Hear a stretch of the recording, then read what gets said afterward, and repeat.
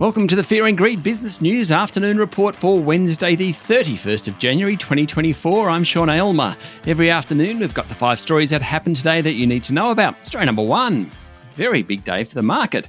Australian Bureau of Statistics figures show that inflation rose just 0.6% during the December quarter and 4.1% for the full year. Now, those figures came out and they pretty much ensure there'll be no rate rise when the Reserve Bank Board meets next week and possibly cuts later in the year.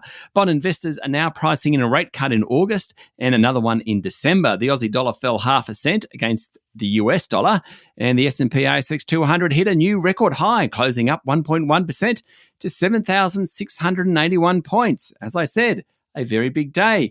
It's all because investors are growing confident that, given rates won't be rising anymore, the economy won't end up with a hard landing and won't go into recession. The major banks led the way today, but they had plenty of friends. In fact, of the top 25 stocks on the bourse, only REA ended the day in the red. Quite a day. Story number 2, Origin Energy's chief executive Frank Calabria said the group, which last year almost, but not quite, got taken over by Brookfield in a $20 billion privatisation bid, is pushing into renewables. He highlighted new investments in large-scale batteries and UK affiliate Octopus Energy. He was speaking after Origin posted flat electricity sales and a dip in gas sales in the December quarter. Origin will update shareholders at its first half results in a couple of weeks on how it will pursue and fund its strategy through the energy transition. Last year's bid by Brookfield and partner EIG failed to get the 75% required shareholder vote. It's worth about $20 billion. It didn't get the vote mostly because of Australian Super. It used its stake to vote against the deal. Shareholders now want to know what's next. Also today, Energy Australia, one of Origin's big competitors, wrote down $1.1 billion of goodwill on the back of smaller margins on retailing electricity and gas. Story number 3, Bluescope Steel and Liberty Steel are set to receive about $200 million of taxpayers' money, and a move the Albanese government says will help steer the steelmaking industry along its energy transformation and create jobs. Bluescope secured $137 million for the upgrade of its blast furnace at the Port Kembla Steelworks, while Liberty won about $63 million to replace its traditional blast furnace at the Whyalla Steelworks. According to the Financial Review, Energy Minister Chris Bowen said the investment was about securing the long-term future of the steel industry and supporting industries to adopt and manufacture cleaner technologies. For example, 90% of the materials that go into making of wind turbines are steel and cement. Therefore, we need those industries to be working. Story number 4, another bad news story for the nickel sector emerged today. Perth-based IGA will shut down its Cosmos nickel project in Western Australia, triggering more job losses in the state.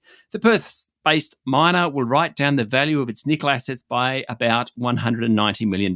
Now, IGO bought Western Areas a little over 1.5 years ago, paid about $1.3 billion.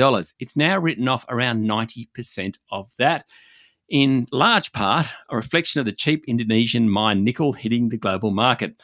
Almost 400 jobs will be lost at Cosmos, including workers from mining contractor Perenti. And story number 5, Microsoft has posted its strongest revenue growth since 2022, spurred by interest in AI products that in turn are driving renewed spending on cloud computing. Revenue for the December quarter rose 18% to $62 billion. That's a lot of money in 3 months. Earnings were above analyst expectations as well. The Azure Cloud Services business did particularly well. Efforts to bake AI into a variety of Microsoft products such as Azure, Office and Windows is starting to pay off. But reflecting just how high expectations are around Microsoft, its share price hardly moved after the result. Microsoft is now worth $3.04 trillion. It's overtaken Apple as the biggest company on Wall Street and in the world. And Google's parent Alphabet also reported fourth quarter earnings. Advertising revenue was well below expectations as higher interest rates pressured marketing budgets. Alphabet recorded fourth quarter revenue of $65.5 billion. Its share price fell after the results were announced. That's it for the afternoon report for Wednesday, the 31st of January, 2024. Michael Thompson and I will be back tomorrow morning with the Thursday edition of Fear and Greed Business News. I'm Sean Aylmer. Enjoy your evening.